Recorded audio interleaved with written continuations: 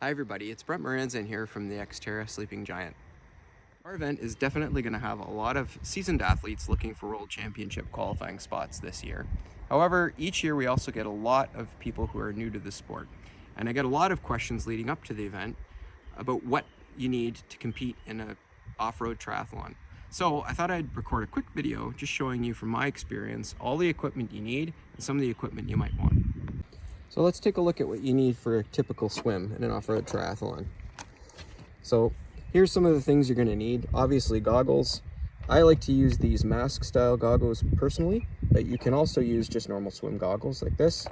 Some people recommend to carry a tinted pair just in case it's a really sunny day. I often bring both and then make a game time decision. Here's our nice branded swim caps. We will have a few available for purchase, but also each participant is going to get one, so don't worry about bringing one. These are mandatory for the swim, just for safety purposes, even if you don't have hair. Over here is more of an optional item. This is a triathlon specific wetsuit, and I'd recommend using a triathlon specific wetsuit, not a wetsuit that you might have lying around from water skiing or something like that. They're just not built the same. This is pretty tight fitting and will help you keep buoyant in the water. However, if you don't have a wetsuit and this is your first time trying a triathlon, especially one of the shorter events, don't invest in one. It's not necessary. You can show up and swim. There'll be lots of people there that are also in the same boat. Over here is some important kit. You'll need this for the run and the bike. This is called a tri-suit. So you can see, for those of you that are used to cycling with a chamois, tri-suit actually has light chamois in it that you can run and bike with comfortably. So it's a pretty important piece of kit. I mean, not absolutely necessary. You can certainly bike and run and swim in a swimsuit if you want to go low tech for the event, but it does make the ride a little bit more comfortable. This is the tri-suit top. I go with 2-piece. There are certainly a lot more fancy ones that have 1-piece. The nice thing about having a tri-suit is you do have pockets on the back. I like to store my gels in there. And actually I preload them usually and keep this at my transition area with gels loaded in it. Some people like to tape their gels and things like that to their bike instead.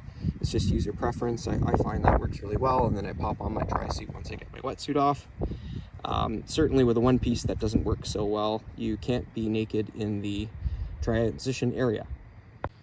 Over to the bike, I like to use SPDs personally. These are clip-on pedals. You don't need them, but if you're used to racing in clipless pedals, you can actually use them in a race. I like to wear gloves. Some people don't bother. It does speed up your transition a little bit if you don't. Here's a bike helmet. That's an absolutely mandatory part of your kit. You can see this is a mountain bike specific helmet. I often race actually with my road bike helmet. Either is fine. Road bike helmet is just a little bit more aerodynamic and lighter, and hey, lower weight and more aerodynamic is free speed, so both are acceptable though. I like to wear glasses just to keep my eyes protected. Don't have to wear glasses, but personally for our trails I find they are a little bit dense in August, so a light tint is probably better, or else it'll be harder to see because the forest is pretty dense in northern Ontario. For the run leg, one piece of kit I do find really handy and do recommend is called a race belt. These are about $15 or $20, so not super expensive. You can see they clip on, and what you can do is just quickly clip on your bib number so that you don't have to pin it on ahead of time. It does save time. It does make it a lot easier, so I would recommend one of those, but again, completely optional. Some people like to run with a hat. Personally, I don't, but if you're not running with a hat, certainly consider sun screen as part of your kit. These are just standard trail running shoes. Personally, these are my favorite shoes right now, but I run with all kinds of different brands and certainly don't need anything fancy. Just any sort of plain old running shoes will work. One piece of handy kit is a race watch, but really you can use any watch to try to time your pace. It is obviously a good idea to try to keep track of your pace, but this is an example of a GPS watch, which can be kind of helpful. And then, you know, I usually carry a couple of gels. There will be nutrition on the course at the different aid stations, but that helps fill in some of the blanks, especially if you have a fairly specific nutrition plan. And finally, the bike. So Very important, what we want to see is mountain bikes on the course. We will not allow any other type of bike. And what I mean by a mountain bike is we've got wide knobby tires, as you can see on this bike.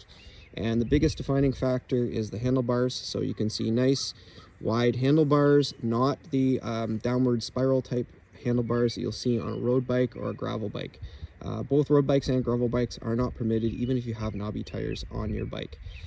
So beyond that though, you can see this is more of an entry-level bike, so this is a hardtail, perfectly acceptable on our course, and in fact our course is fairly well suited to a hardtail, so you should be good.